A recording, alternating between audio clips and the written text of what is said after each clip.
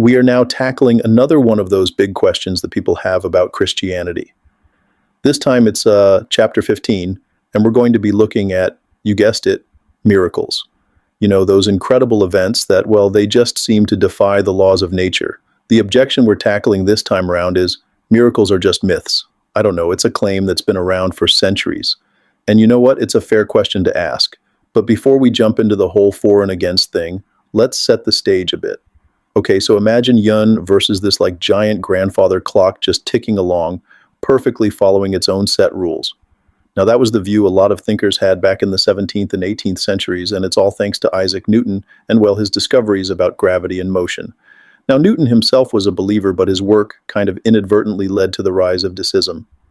Deists believe that, well, God created the universe, but then he just stepped back and let it run on its own. It's like winding up that grandfather clock and then just like letting it do its thing.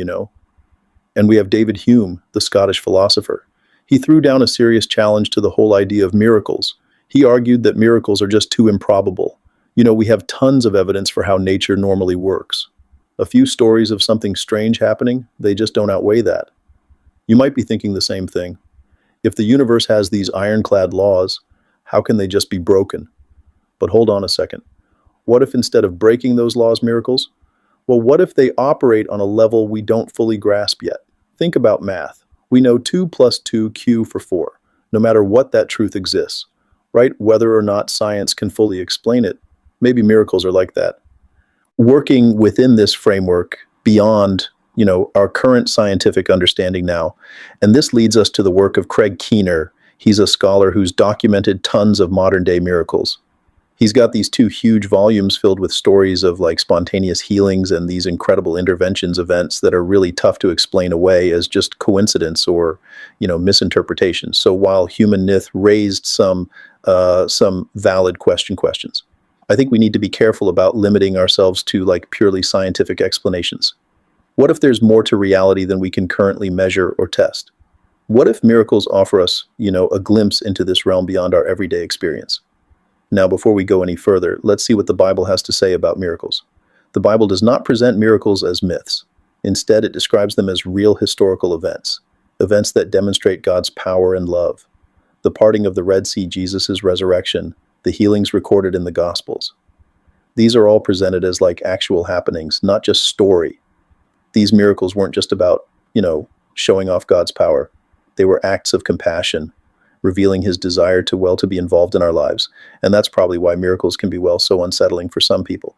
They kind of force us to, confront the limits of our knowledge and to consider that maybe, just maybe, there might be forces at play that we just don't understand yet.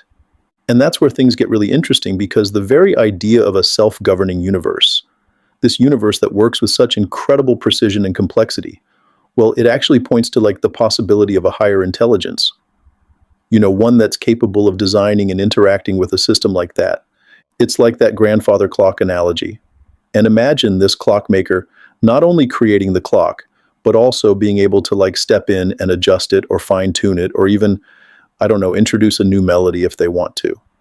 And if we consider the possibility of a creator who isn't well bound by the limitations of our understanding of natural laws, then the idea of miracles becomes, much less outlandish.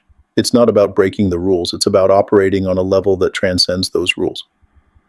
We've got this idea of, a higher intelligence potentially interacting with the universe. But what about faith?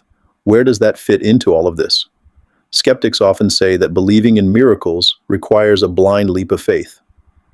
Rejection of reason, but I don't see it that way at all. True faith isn't blind, it's an informed decision. And in the same way, faith in miracles isn't about ignoring reason. It's about acknowledging that, there might be parts of reality that are beyond our current scientific grasp. It's about being open to the possibility that the universe is much more vast and mysterious than we can even imagine. And that's where I think personal experience comes in. You can read all the arguments for and against miracles, but sometimes it's a personal encounter with something, unexplainable that really shifts your perspective. I know for me, there have been times in my life where I've witnessed or experienced things that I just couldn't explain away with logic or reason. I think those personal experiences are so powerful. They challenge our preconceived notions, and they force us to confront the limits of our understanding. And you know what? They often lead to a deeper sense of wonder and awe at the mysteries of the universe. It's like catching a glimpse of something beyond the veil, something that hints at a reality that's much greater than and our everyday experience, and that could be both humbling and exhilarating.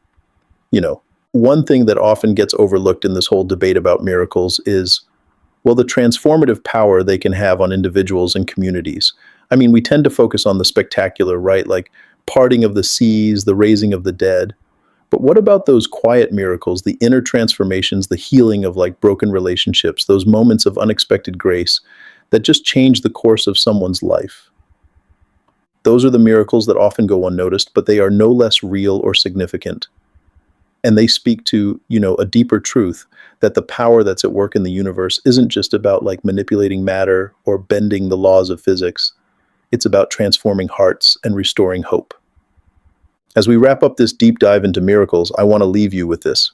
What if the greatest miracle of all isn't the parting of the seas or raising the dead, but the transformation of the human heart? What if the real measure of a miracle isn't how big it is, but how deeply it affects us and those around us? It shifts our focus, doesn't it?